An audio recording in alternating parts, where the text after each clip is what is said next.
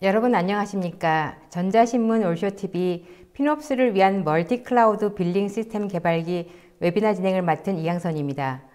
코로나 팬데믹으로 기업들의 디지털 전환이 가속되면서 클라우드 활용이 급증하고 있습니다.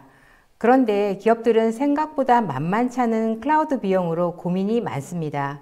이런 이유로 클라우드 비용 관리 프로세스를 효율적으로 관리하고 최적화하는 피놉스가 부상하고 있습니다. 이번 웨비나에서는 클라우드 비용에 고민이 많은 기업들을 위해 멀티 클라우드 환경에서 가장 효과적인 빌링 시스템 개발과 피놉스 수립 전략을 알아봅니다. 오늘 이 자리에는 디딤365의 이정호 이사님 나와주셨습니다. 안녕하십니까? 네, 안녕하세요. 올쇼TV 시청자 여러분, 안녕하세요. 저는 디딤365 R&D센터에서 근무하고 있는 이정호라고 합니다. 저는 기존의 웹 호스팅이나 서버 호스팅 같은 호스팅 서비스 관련 개발을 주로 했었는데 최근에는 클라우드 관련 기술에 관심이 많아서 멀티 클라우드 관련 솔루션이나 서비스 개발에 집중하고 있습니다. 디딤365에서는 디딤나우라는 멀티 클라우드 포털 개발을 현재 총괄하고 있습니다. 저는 개인적으로 AI를 통한 자동화에 관심이 많아서 향후 디딤나우에서 AI 자동화 기술을 적용해 좀 더 스마트한 멀티 클라우드 관리 솔루션을 개발하는 것을 목표로 하고 있습니다.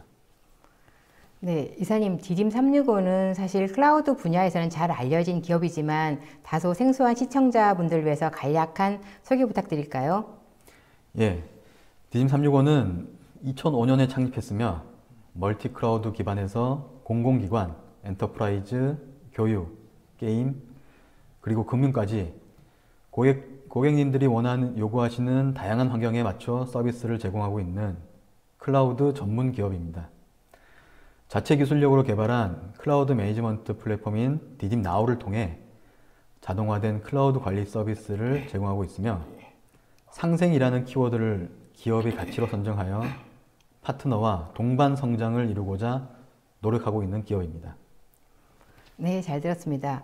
자, 그렇다면 오늘 웨비나를 어떻게 진행하실지 간단히 말씀해 주시겠습니까? 예, 오늘 웨비나의 주제는 피놉스를 위한 멀티 클라우드 빌링 시스템 개발입니다. 최근 이슈가 되고 있는 피놉스의 개념에 대해 우선 설명드리고 피놉스와 클라우드 빌링 시스템 개발이 어떤 관계가 있는지 설명드리도록 하겠습니다.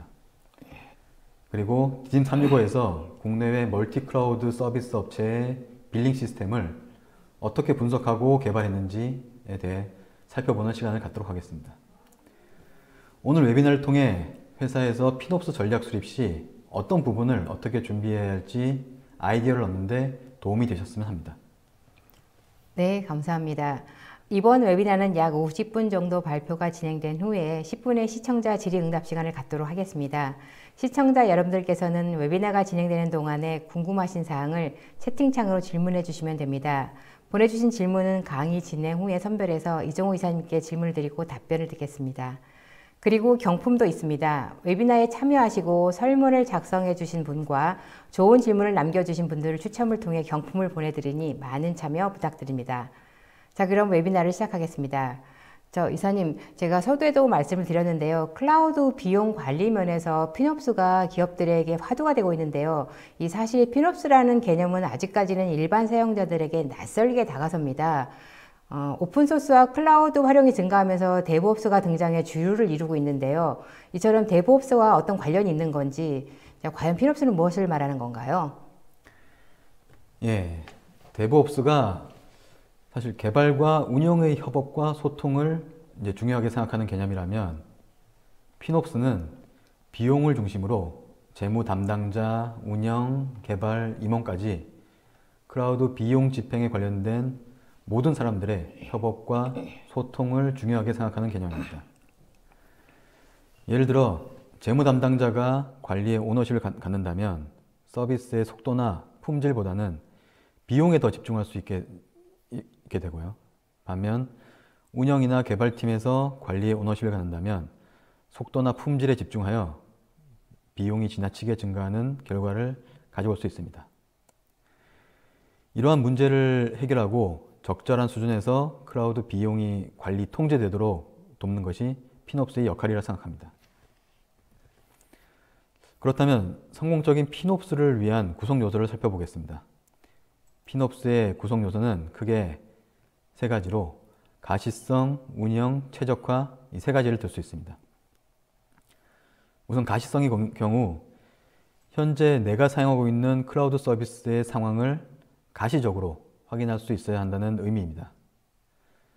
지금 어떤 서비스를 사용하고 있고 얼마의 비용이 청구되고 있고 이런 부분을 알아야지, 만약 이런 부분을 알 수 없다면 막연한 예측을 통해 정책을 수립하고 집행해야 합니다.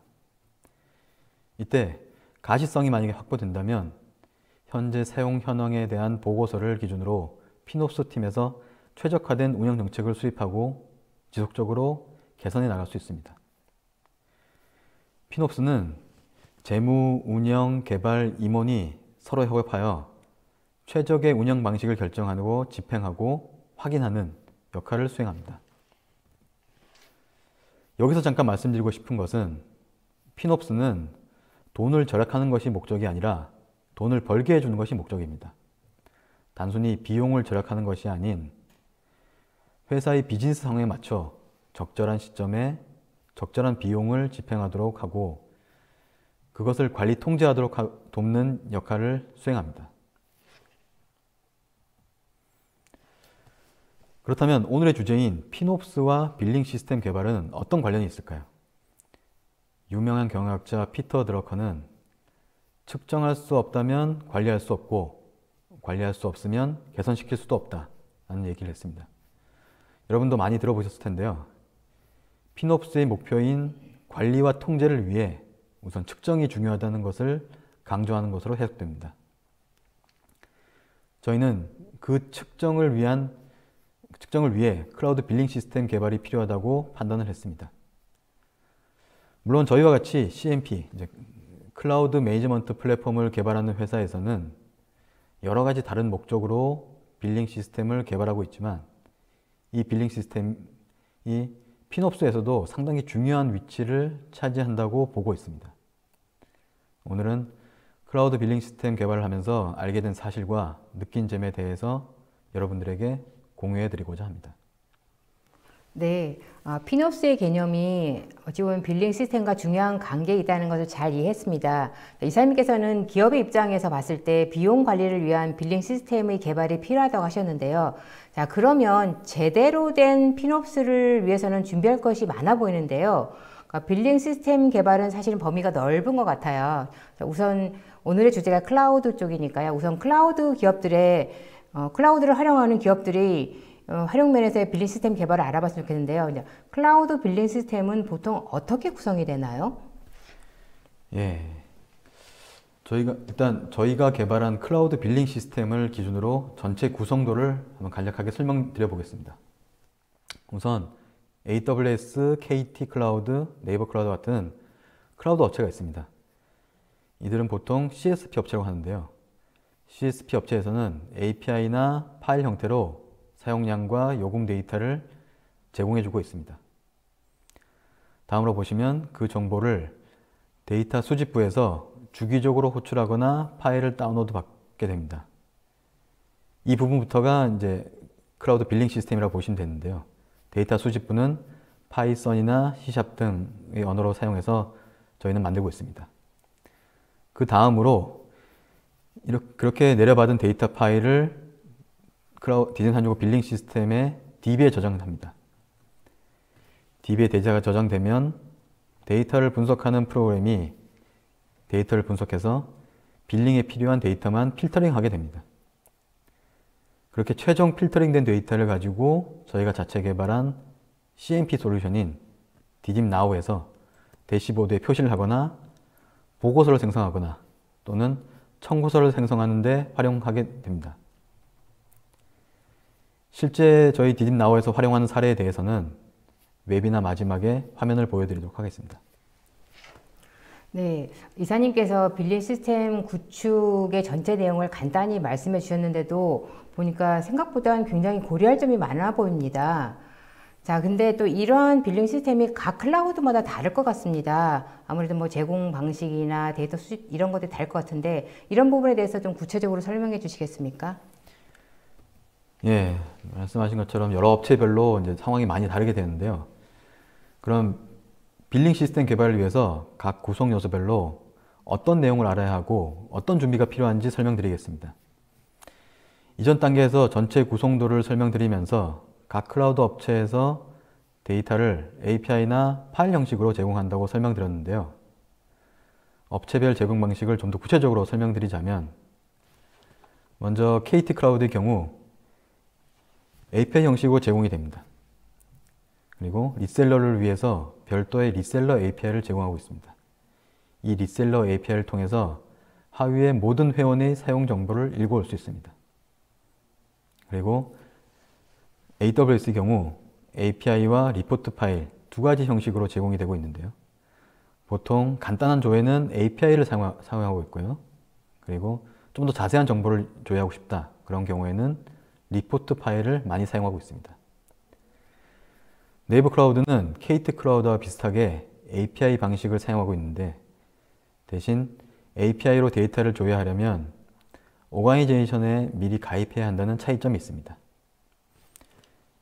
이렇게 각 업체별로 데이터를 제공하는 방식이 조금씩 차이가 있어서 현재 사용하고 계신 업체에 맞춰 데이터 제공 방식을 미리 확인하시는 절차가 필요합니다. 그럼 다음으로 실제 데이터를 읽어오는 방법에 대하여 API 사용 예제를 기준으로 좀 더 자세히 설명드리겠습니다. 먼저 KT 클라우드부터 설명드리겠습니다. KT 클라우드는 아래와 같이 API 호출이 되도록 되어 있는데 리셀러 키라는 것을 이용해서 리셀러 API를 호출하게 됩니다. 화면에 보신 것처럼 스타트 데이트와 엔드 데이트, 조회하려는 기간을 설정하고 조회할 데이터 타입을 정하고 호출하면 그 아래 보시는 것처럼 사용량과 요금을 JSON 형식으로 확인할 수 있습니다. 그리고 타입을 변경하면서 총 요금이나 계정 요금 등을 원하는 형식에 맞춰 데이터 반환이 가능합니다. 다음으로 AWS는 API 형식과 파일 형식으로 제공이 되는데 먼저 API 형식부터 설명드리면 API는 Cost Explorer 서비스의 API를 이용해서 데이터 조회가 가능합니다. 예제로 보여드린 것은 CLI를 통해 3월 한 달 동안의 S3 요금을 읽어오는 방법을 설명해 드린 건데요.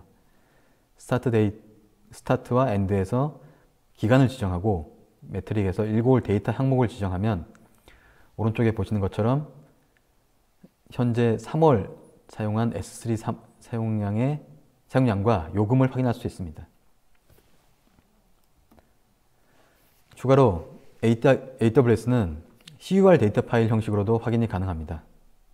CUR은 Cost and Usage Report의 약자인데 비용과 사용량 정보 데이터를 S3에 주기적으로 저장해주는 서비스입니다. 처리 순서는 먼저 AWS CUR에서 주기적으로 리포트를 받도록 설정을 하면 S3 서비스의 데이터 파일이 주기적으로 저장이 됩니다. 그렇게 저장된 파일은 데이터 수집 프로그램에서 다운로드를 받아서 빌링 데이터베이스에 저장하게 됩니다. AWS CUR의 설정 방법은 뒤쪽에서 자세히 설명드리도록 하겠습니다. 마지막으로 네이버 클라우드는 플랫폼 API의 Cost and Usage API를 통해 데이터가 제공됩니다. 아래에서 보시는 것처럼 스타트 먼스와 엔드 먼스에서 기간을 정하고 로그인 아이디를 통해 조회할 아이디를 지정하면 그 아래 보시는 것처럼 해당 계정의 사용량과 비용 정보가 변환됩니다. 네이버 클라우드에서는 크게 세 가지 형태로 데이터를 제공해주고 있는데 명령어에 따라서 전체 비용을 확인하거나 서비스 상품별 또는 계약별로 사용량과 청구 비용을 조회가 가능합니다. 여기서 계약별 조회를 사용하시면 실제 계약된 서비스 단위로 조회가 되기 때문에 가장 자세한 정보가 반환됩니다. 여기까지 해서 데이터 수집을 위한 API 호출 방법에 대해서 알아봤습니다. 네, 클라우드별 빌링 시스템 제공과 또 활용 데이터 수집에 대해서 잘 들었습니다. 참 이렇게 수집된 클라우드 활용 데이터가 사실 의미 있게 활용되려면 제대로 분석하는 것이 중요할 것 같습니다. 이러한 데이터의 분석과 필터링 그리고 청구의 과정은 어떻게 되는지 알고 싶습니다.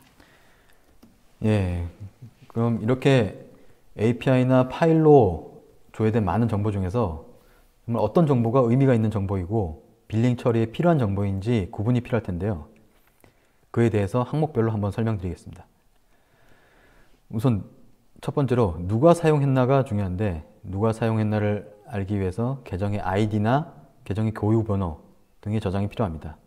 다음으로는 언제 발생한 사용량인지 알기 위해서 요금 발생 시각, 정보가 저장이 필요합니다.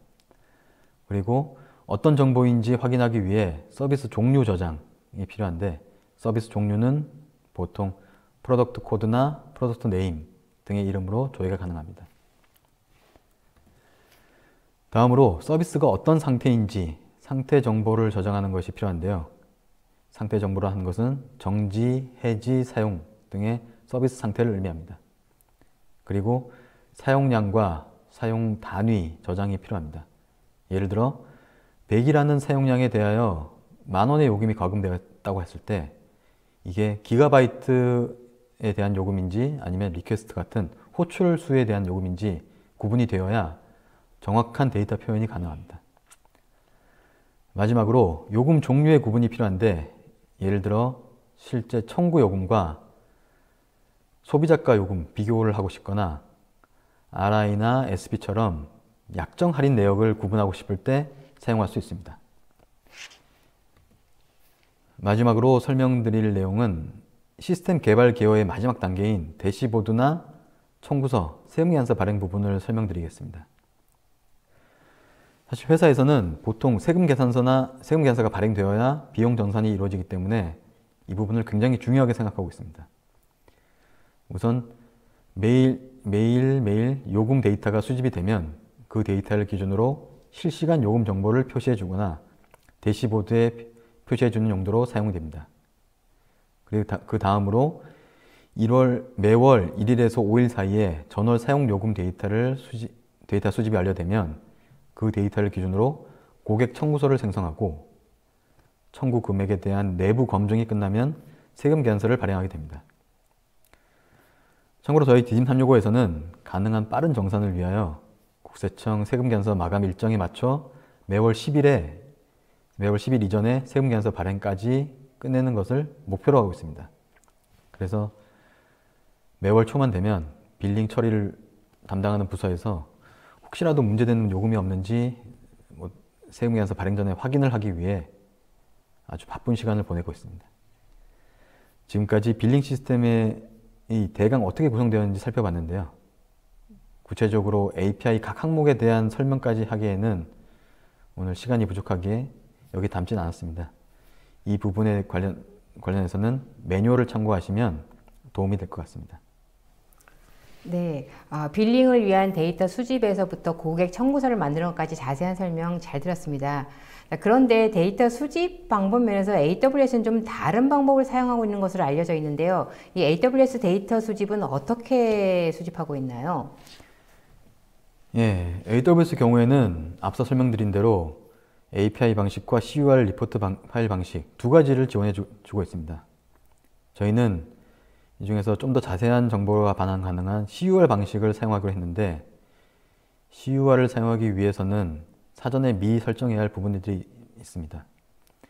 CUR 설정 방법을 간단히 소개해드리고 추가로 AWS 아테나 서비스와 연동하여 S3에 저장된 리포트 파일을 콘솔상에서 바로 분석할 수 있는 방법도 소개해드리도록 하겠습니다. AWS CUR은 Cost and Usage Report의 약자로 AWS의 각종 서비스 요금과 추가 메타데이터 정보를 가지고 가장 포괄적으로 자세히 제공해주는 서비스입니다.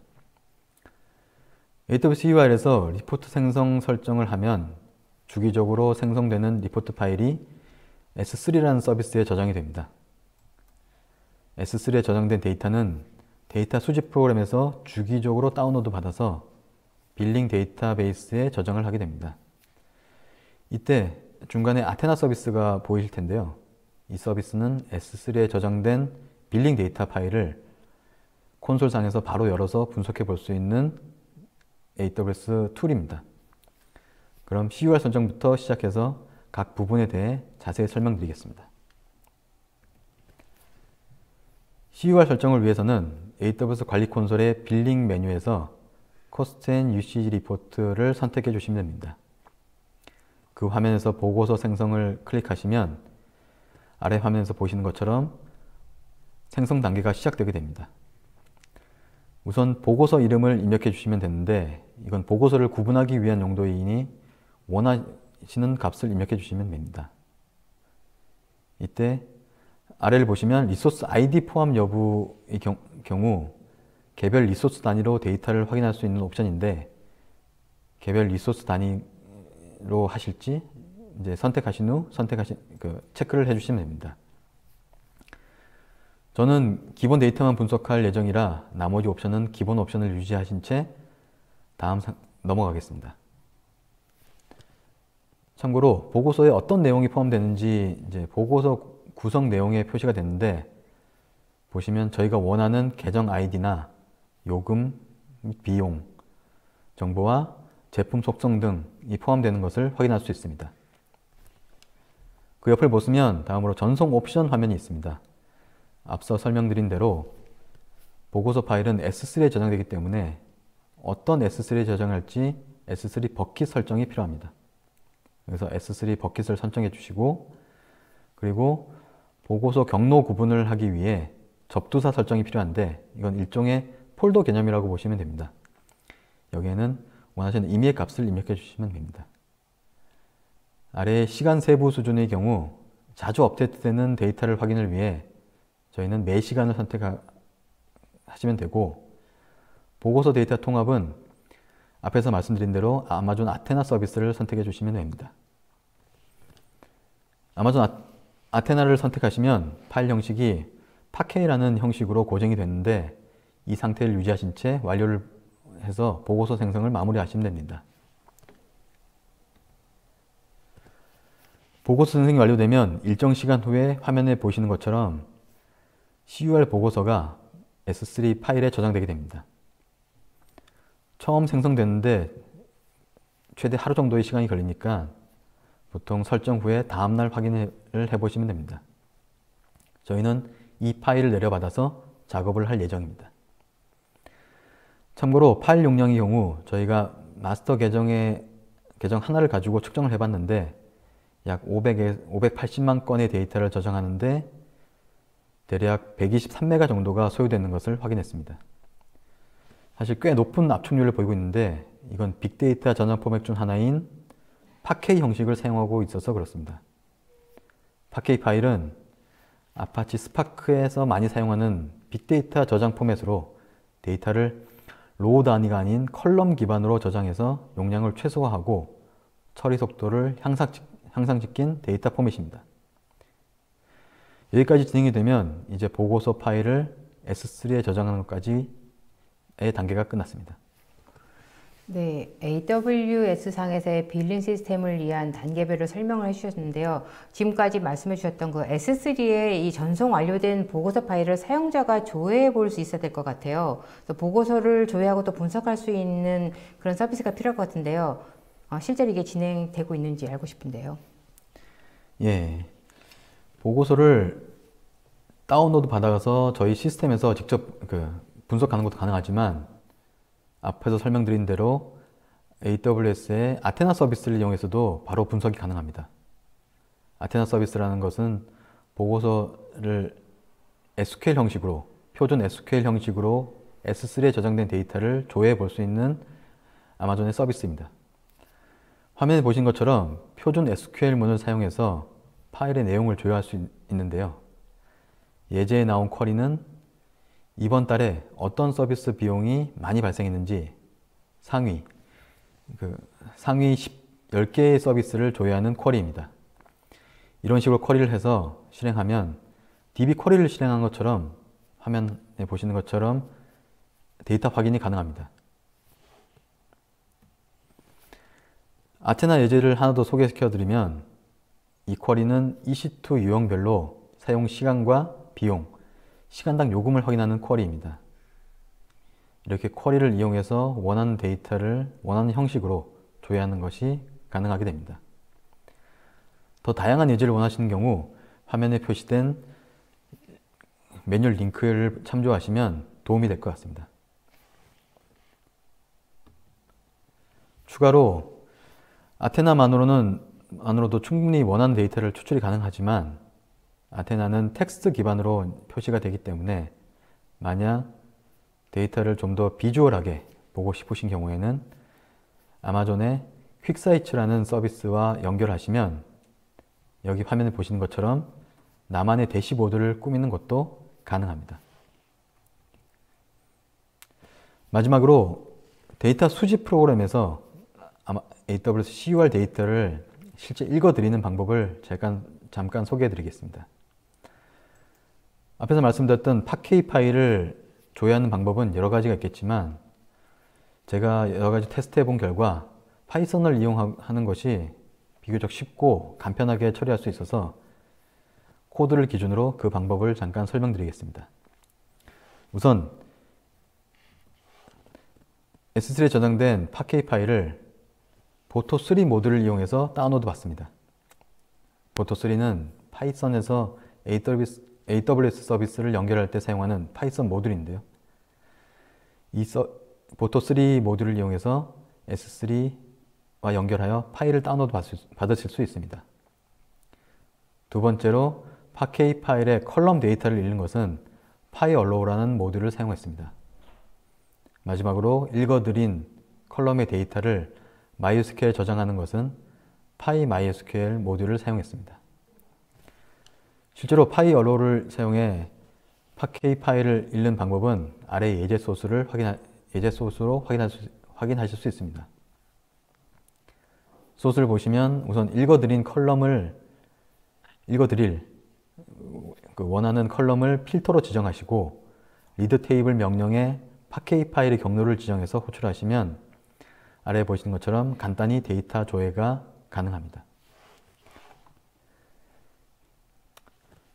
이상으로 AWS에서 CUR을 구성해서 보고서를 만드는 방법과 아테나를 이용해 분석하는 방법, 그리고 실제 데이터를 저장하는 방법에 대한 설명을 마치겠습니다.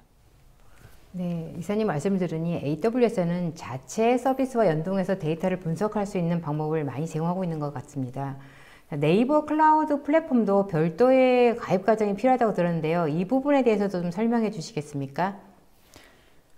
예, 네이버 클라우드에서는 오가니제이션이라는 서비스를 이용해서 조직을 구성하고 있는데 그 조직에 포함된 회원만 API로 사용량 정보를 읽어올 수 있는 제약사항이 있습니다. 그래서 이 오가니제이션이 어떻게 구성되어 있고 어떤 식으로 설정을 해야 하는지 설명드리도록 하겠습니다. 오가니제이션이란 조직에 포함된 계정의 결제와 자원 사용 정책을 중앙에서 관리할 수 있도록 하는 기능입니다. 단순히 비용 관리뿐 아니라 거버넌스 정책 수립을 위하여 서비스 및 사용량 한도 제한 기능까지 제공하고 있습니다. 우선 오가니제이션에 가입하기 위해서는 먼저 마스터 계정이 네이버 클라우드 콘솔에 접속해서 오가니제이션의 어카운트 메뉴로 이동을 합니다. 이때 만약 오가니제이션 서비스 이용 신청이 안 되어 있으면 이용 신청을 하시면 즉시 사용이 가능합니다. 해당 메뉴에서 계정 초대하기로 조직에 연결할 회원 계정을 입력하고 초대를 하시면 그 후에 회원 메일로 초대 승인 메일이 발송되는데 회원은 이 메일을 확인 후 네이버 클라우드 콘솔에 접속하여 초대 승인을 진행해 주시면 됩니다. 초대 승인 시 회원 메일로 발송된 핀 코드를 입력해야 최종 승인이 완료됩니다. 참고로 초대 승인을 하는 화면은 이런 식으로 구성이 되어 있습니다.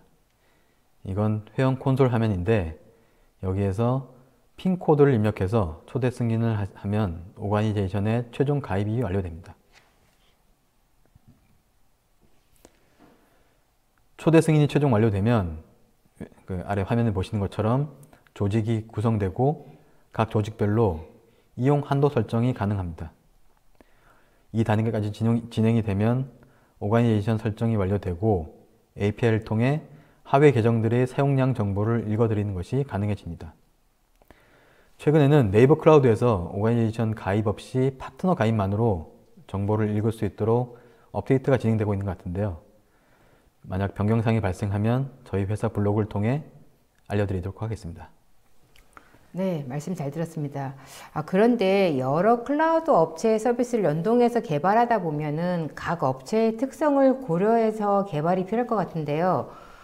빌링 시스템을 개발할 때 각 클라우드 서비스별로 주의해야 하거나 아니면 고려해야 될 사항이 있다면 어떤 게 있을까요? 예, 다양한 업체의 빌링을 분석해서 이제 개발하다 보면 각 업체의 특성에 따라 고려해줘야 할 사항들이 많이 있습니다. 이번 장에서는 여러 고려사항 중에서 일부 내용을 소개해 드리도록 하겠습니다. 우선 각 업체의 VM 제품의 경우 이제 세대별로 요금이 달라지는 부분이 있습니다. KT 클라우드에서는 1세대, 2세대, 3세대 세 가지 세대로 보통 구분이 되고 있는데요.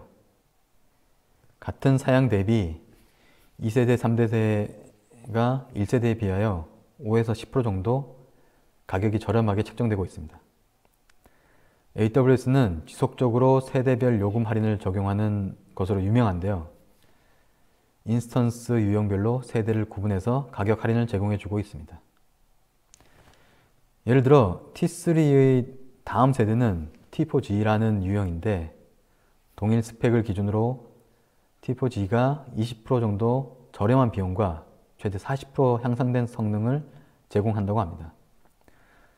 참고로 AWS에서 세대 구분 뒤에 G가 붙는 경우가 있는데 이건 64비트 ARM 코어를 사용하여 구축한 프로세서인 AWS 그라비톤2 기반의 서버를 의미합니다.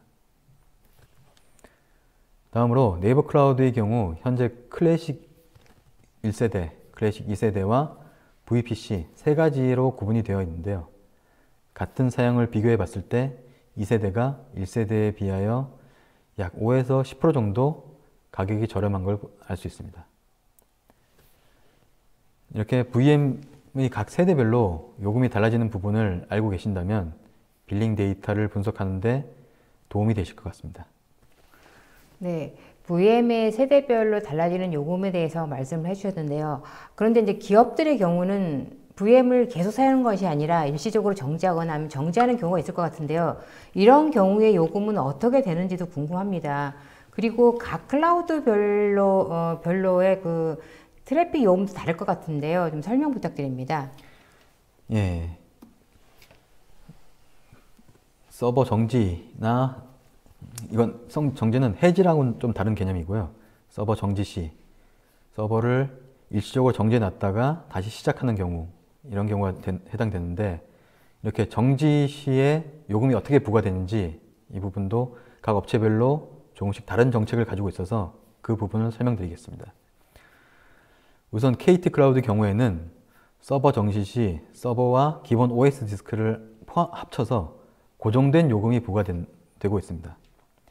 표준 메모리 상품은 시간당 17원, 하이 메모리 상품은 무조건 시간당 50원의 고정 요금이 청구되고 있습니다. 이에 반해 AWS와 네이버 클라우드는 서버 정지 시 서버 요금은 부과되지 않지만 OS 디스크 설치를 위해 기본으로 제공된 기본 디스크 요금은 부과가 되고 있습니다. 서버 해지가 아닌 정지 시 요금을 만약에 분석해야 하는 경우가 있다면 알아두시면 도움이 될 것 같습니다. 다음으로 네트워크 트래픽에 대한 요금도 업체별로 조금씩 차이가 있는데요. 트래픽 요금에 있어서는 KT 클라우드가 조금 유리한 부분이 있습니다. KT 클라우드는 VM 하나당 1에서 2TB 정도의 트래픽을 무상으로 제공해주는 정책이 있습니다.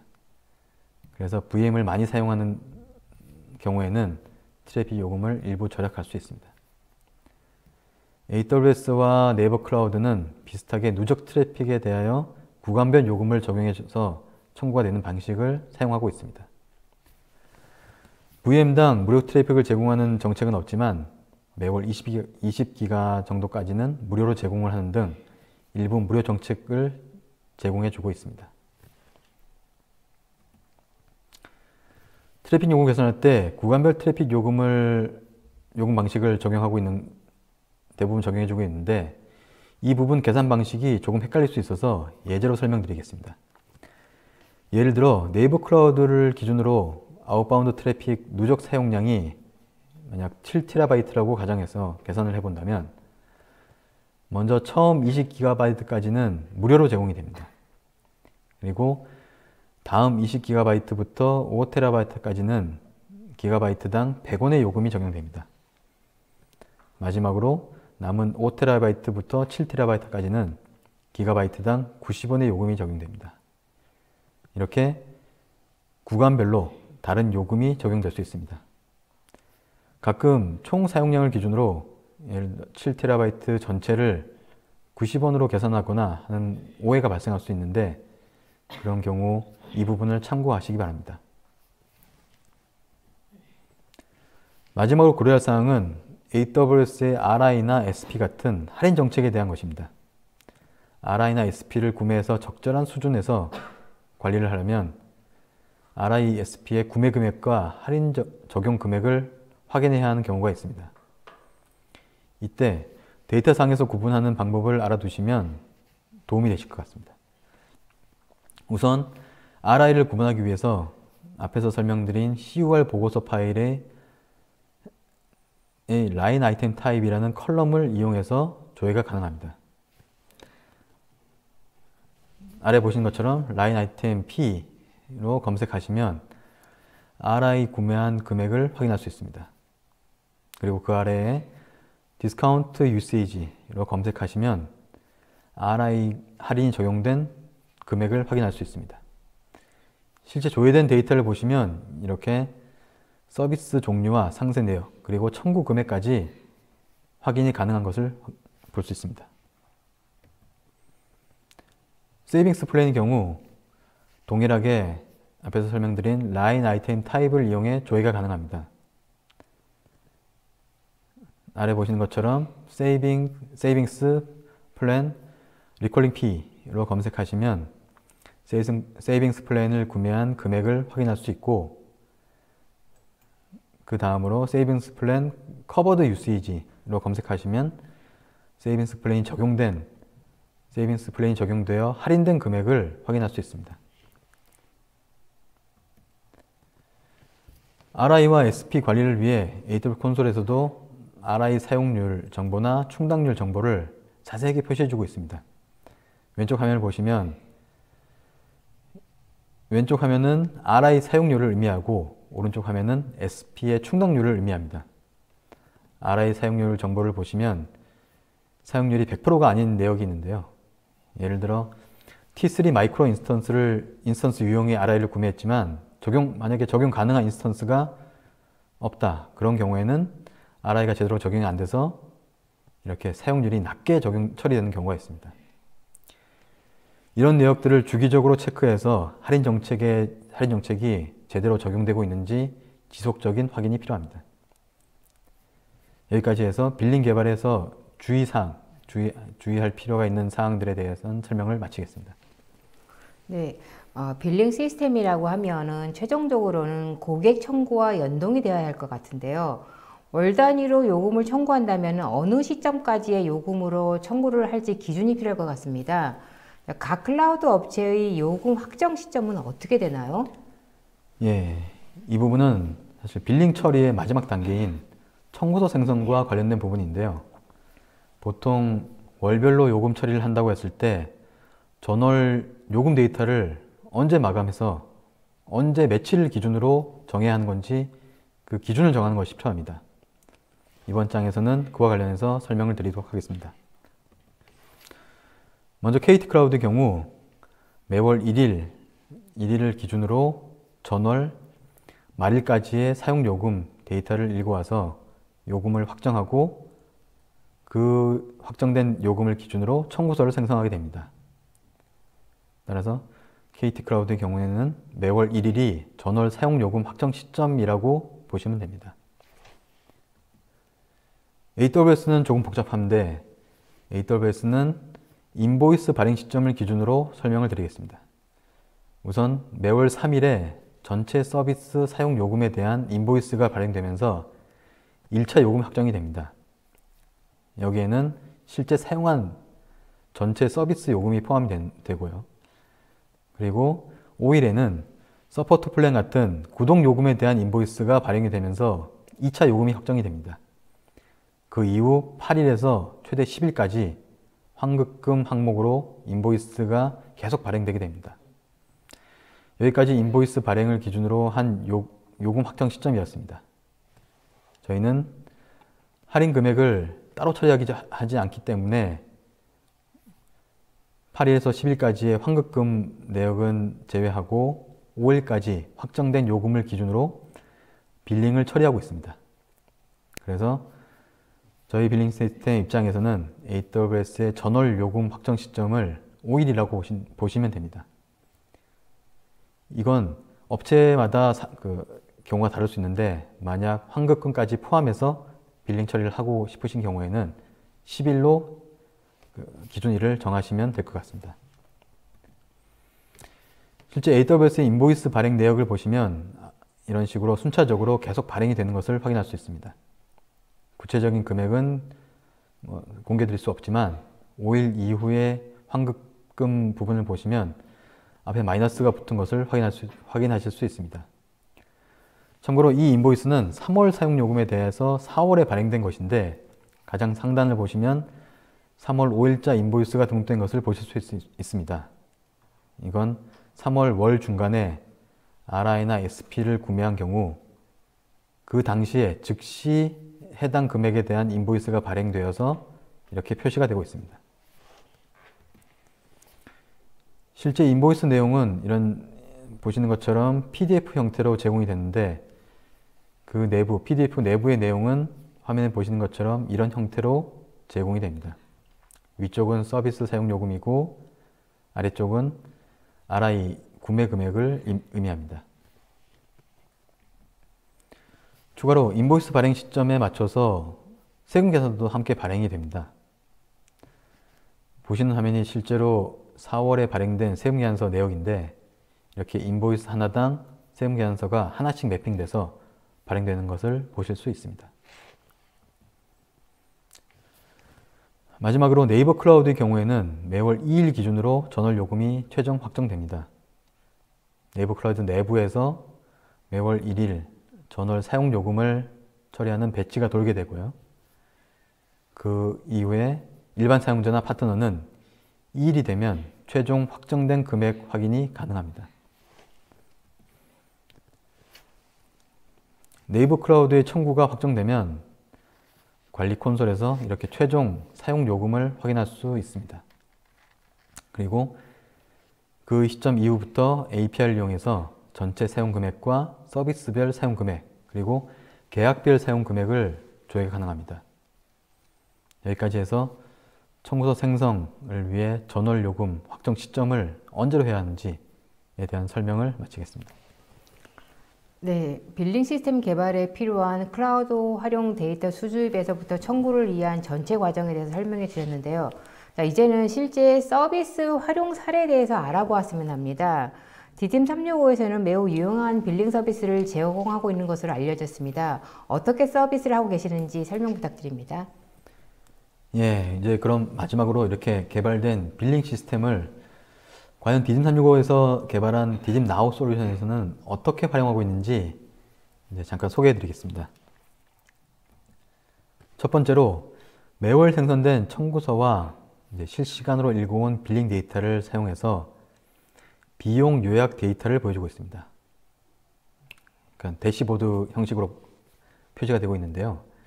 이 대시보드에서는 어제까지 사용한 이번 달 요금과 지난달 요금을 비교해서 확인이 가능합니다. 이 화면에 적용된 할인 금액의 경우 DDIM 365에서 자체 개발한 할인 프로그램인 AWS 오토 RI가 적용되어 있습니다. 앞으로 이 부분은 축적된 데이터를 기반으로 계속 발전시켜 나갈 부분입니다. 다음으로 이 화면은 이제 매일 수집되는 데이터를 기준으로 어제까지 사용한 이번 달 요금 데이터를 보여주는 화면입니다. 다음 달에 결제해야 할 이제 결제 예정 금액을 의미한다고 보시면 됩니다. 현재 서비스 금액과 할인 금액이 상단에 표시가 되고 있고요. 지명관계상 포함이 안 되어 있긴 한데 하단에 상세 서비스 내역도 같이 표시를 해주고 있습니다. 마지막으로 이제 이 화면은 청구서가 생성된 후에 이제 청구 내역을 보여주는 화면입니다. 청구 합계 금액과 할인 금액을 확인할 수 있고 세부적으로 어떤 서비스가 얼만큼을 사용했는지 세부 내역 확인도 가능합니다. 이 화면에서 이제 세금 계산서 발급이나 거래 명세서 발급 기능도 제공이 되고 있습니다. 여기에서 만약에 오토 RI가 적용된 경우에도 세부 내역에서 오토 RI가 얼마에 적용되어 있는지 확인이 가능합니다. 이 부분은 사실 보여드릴 데이터가 많은데 화면이 작아서 이제 전체 내역을 제대로 보여주지 못한 부분에 대해서는 죄송합니다.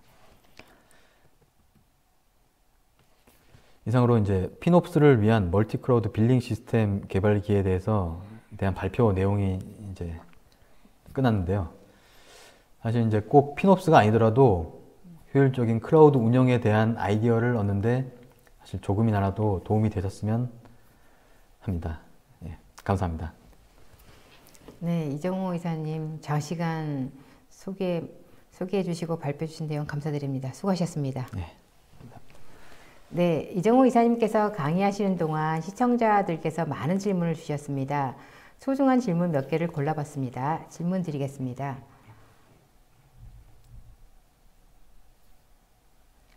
네, 각 클라우드 업체에서 제공하는 빌링 시스템을 사용해도 데이터 분석이 가능한데 따로 빌링 시스템 개발이 필요할까요? 라고 하셨습니다. 예, 물론 간단한 분석만 뭐 필요하다면 일반 기업에서는 각 CSP 업체에서 제공하는 이제 빌링 기능을 이용해도 충분할 수 있습니다. 네. 하지만 현재 구축하신 서비스와 연동을 해야 하거나 아니면 내가 원하는 형태로 데이터를 처리하고 싶은 경우에는 빌링 시스템을 구축해 놓으신다면 이제 많은 도움이 되실 거라 생각합니다. 네, 다음 질문 드리겠습니다. 빌링 데이터를 수집한다고 하셨는데 업체별로 수집에 걸리는 시간은 어느 정도인가요? 라고 하셨습니다. 예, 업체나 계정별로 이제 사용량이 달라가지고 이제 절대적인 비교는 힘들겠지만 보통은 한 달 한 번 데이터를 읽어와서 저장하는데 30분에서 한 1시간 정도 걸리는 것 같습니다.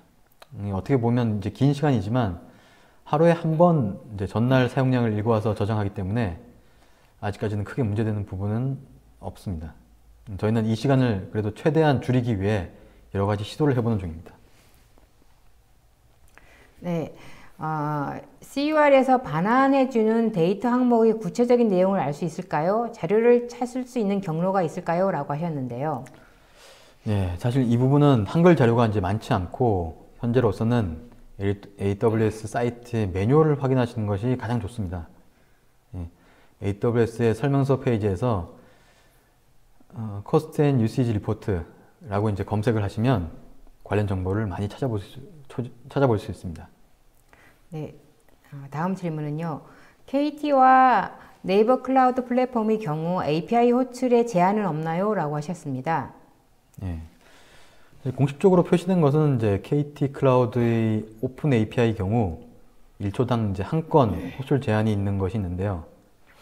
이 부분은 시스템에서 이제 마다 다를 수 있는데 사실 너무 많이 호출하는 경우 업체에서 차단할 수도 있으니까 호출 수는 적당한 수준에서 조절을 하는 기능이 필요할 것 같습니다.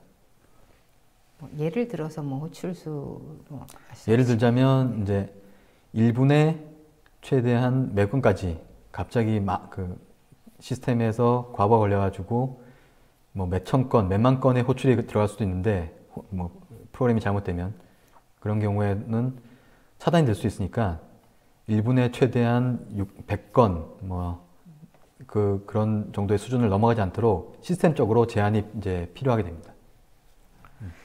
네, 다음 질문 드리겠습니다.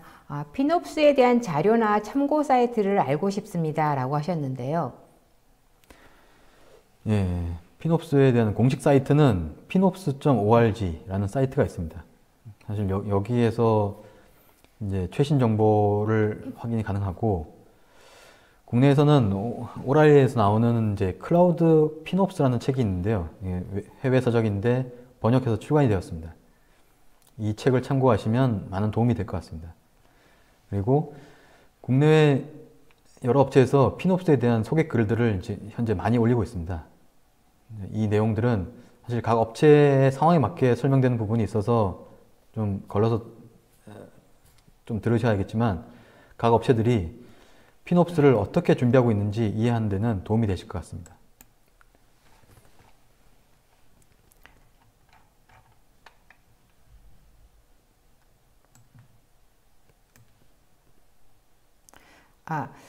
다음 질문요. 오늘 설명해 주신 기술이 실제로 적용된 국내 업체 사례도 들어주시면 감사하겠습니다. 라고 하셨는데요. 국내 업체 사례가 있을까요? 국내 업체는 사실 저희 회사가 있고요. 그리고 저희 회사 말고는 사실 저희가 그 파트너라는 서비스를 운영하고 있습니다. 그래서 파트너 서비스에 가입이 되면 저희 플랫폼과 인프라를 이용해서 재판매를 할 수 있는 기능이 제공됩니다. 사실 그렇게 되면 저희 인프라를 방금 설명드렸던 이런 빌링 시스템 같은 거를 서비스 형태로, 어떻게 보면 사스 형태로 이런 빌링 시스템과 인프라 재판매 솔루션을 모두 사용해 보실 수 있습니다. 그런데 사실 이걸 외부에 설치형으로 제공해 드리거나 그런 사례는 아직 없습니다. 예. 디립 나오는 클라우드만 지원하는지 공공기관을 위한 온프라미스 서비스는 없는지 궁금합니다. 라고 하셨습니다. 저희가 이제 클라우드 전문 기업이긴 한데 저희 디짐 365가 처음에 시작은 웹 호스팅과 서버 호스팅 같은 호스팅 서비스로 시작을 해서 온프레미스와 온디맨드 환경 모두를 지원 가능하고요. 그리고 현재 공공기관 쪽에서 최근에 온프레미스를 요구하는 경우가 사실 많지는 않은데 현재 대부분 다 공공기관들이 클라우드로 넘어가는 추세라서, 하지만 원하시면 모든 상황에 대해서 대처가 가능한 그런 업체라고 보시면 됩니다. 네, 다음 질문 드리겠습니다. 클라우드 전문 기업이라 쿠버네티스, 도커, 컨테이너의 환경은 지원할 것 같지만 빌링 시스템은 그 규모가 대체로 커서 MSA를 적용해서 개발될 수 있는지 궁금합니다. 라고 하셨는데요. 이 부분은 좀 어려운 내용인데요. MSA가 사실 마이크로 서비스를 말씀하시는 것 같은데, 이 부분은 각 클라우드 업체에서 제공해주는 API가 있고, 그 API를 가지고 저희가 받아서 쓰는 부분이라, 이 MSA로 구축했을 때 각 업체의 특성에 맞춰서 만약에 KT, AWS, 네이버를 MSA 형태로 나눠서 구성한다면 저는 충분히 가능할 거라고 보고 있습니다. 예를 들어서 특정 업체가 만약에 네이버만 원한다, AWS만 원한다, KT만 원한다, 그러면 MSA 형태로 구성을 해서 그 업체에 맞게 제공이 된다면 충분히 MSA 상에서도 구현이 가능하다고 생각합니다.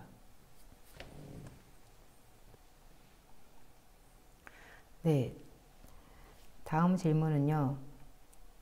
빌링이 다양한 클라우드 상품 옵션 사양이 정의되지 않은 예외 사항이 발생하게 되면 어떤 식으로 처리하게 되나요? 라고 하셨습니다. 사실 빌링 시스템 개발하면서 이 부분이 가장 힘든 부분인데요. 이제 워낙 클라우드 서비스들이 새로 만들어지는 서비스도 많고, 사실 그에 반해서 또 없어지는 서비스도 많아서 어제까지 정해놓은 서비스가 오늘 갑자기 없어지거나 아니면 새로운 서비스가 만들어지는 경우들이 종종 이제 발생을 하거든요.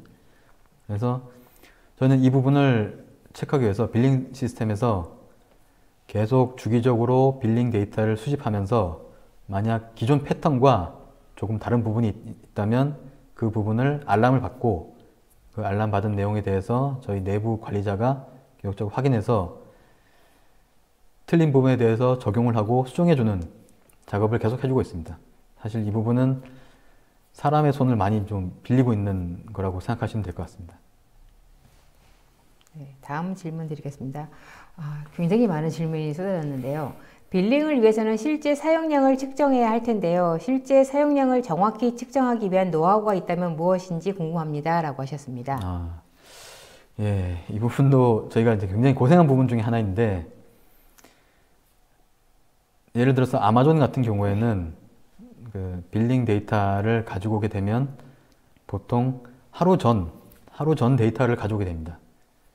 그래서 만약에 지금 CDN의 트래픽 요금이 계속 올라가고 있는 상황에서 현재 데이터를 가지고 오면 이거는 하루 전, 최소한 몇 시간 전에 있는 데이터가 됩니다. 그래서 실시간적으로 막 트래픽이 올라가는 상황에서 이걸 모니터링해서 요금을 처리하고 해야 되는 경우도 있을 텐데, 사실 이 부분은 아마존이나 뭐 다른 KT나 네이버도 마찬가지지만 CSP 업체에서 시스템적으로 제공해주지 않기 때문에 빌링 시스템으로는 한계가 있습니다.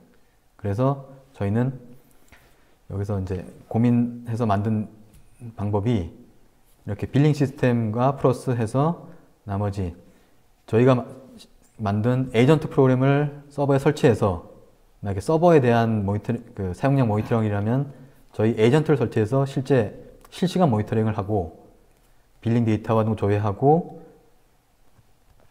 서버에 들어있는 실제 그 모니터링 데이터와도 조회를 해가지고 두 개 데이터를 합쳐서 최종적으로 이제 모니터링 하는 방식을 선택했습니다. 사실 CSP 업체에서 제공하는 데이터만으로는 이 부분을 실시간으로 체크하는 것은 한계가 있습니다. 네, 마지막 질문 드리겠습니다. 빌링 시스템은 속도나 보안이 중요한데 이 두 가지 측면에서 설명 부탁드립니다. 네트워크 속도의 영향은 얼마나 받는지, 보안은 퍼블릭 클라우드의 기본 보안 솔루션만을 사용하는지요? 아니면 별도 보안 기능이 디딤나우에 적용되어 있는지 궁금합니다. 라고 하셨습니다. 예. 빌링 시스템은 이제 속도나 보안, 이제 두 가지가 이제 굉장히 중요한 부분이죠. 예.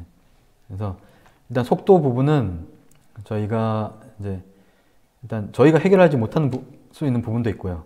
예. 각 CSP 업체에서 API를 제공해주는, 아니나 파일을 제공해주는 한계가 있어서 사실 아마존의 경우 CUR을 사용한 이유도 사실 이 속도 부분이 있거든요. 속도 때문에 API로 읽어오게 되면 굉장히 느린 속도가 돼서 파일을 한 번에 읽어와서 한 번에 처리하고 한 번에 조회하겠다. 이제 그런 컨셉으로 이제 아마존은 했고요. 그리고 보안적인 측면을 본다면 사실 이 부분은 일반적으로 사실 특별히 저희가 이제 다른 걸 사용하는 부분은 없고, 일반적으로 많이 사용하는 그런 이제 퍼블릭 클라우드에서 사용하는 기본 보안 솔루션들, 웹방화벽이나 아니면 기존 방화기 제품들, 그런 것들을 이제 적용해서 사용하고 있습니다. 네, 세미나 동안 쏟아진 질문에 성의껏 답변해 주신 이사님께 감사드립니다. 방송 후에는 설문 참여자와 좋은 질문자를 추첨을 통해 선물을 보내드리겠습니다. 이정우 이사님, 끝으로 오늘 웨비나 진행 소감 부탁드립니다. 예, 처음이라 많이 떨려서 이제 준비했던 내용을 이제 제대로 전달되었는지 모르겠습니다. 예, 근데 이후 이제 좀 더 자세한 내용은 저희 회사 블로그를 통해서 계속 연재해 드리도록 하겠습니다. 예, 클라우드 관련 시장은 하루가 다르게 빠르게 변화하고 있는데요. 디딤 365에서는 시장의 변화에 맞춰 이제 고객님들의 무엇을 원하는지 항상 고민하고 있습니다. 디딤 365가 앞으로 어떤 서비스를 만들어서 할지 잘 지켜봐 주셨으면 합니다. 이제 만약 또 기회가 된다면 좋은 내용을 전달해 드릴 수 있도록 노력하겠습니다. 네, 웨비나 관련 질문은 webinar@didim365.com 이쪽 메일로 주시면 확인 후 답변 드리도록 하겠습니다. 이제 부족한 내용까지 들어주셔서 감사합니다. 네, 감사합니다. 이상으로 전자신문 올쇼TV가 마련한 피놉스를 위한 멀티 클라우드 빌딩 시스템 개발기 웨비나를 마치겠습니다. 오늘 웨비나 영상 자료는 일주일 후에 올쇼TV에 업로드되오니 참고하시기 바랍니다. 오쇼TV는 또 다른 웨비나 방송으로 시청자 여러분들을 찾아뵙겠습니다. 시청해주신 여러분 고맙습니다.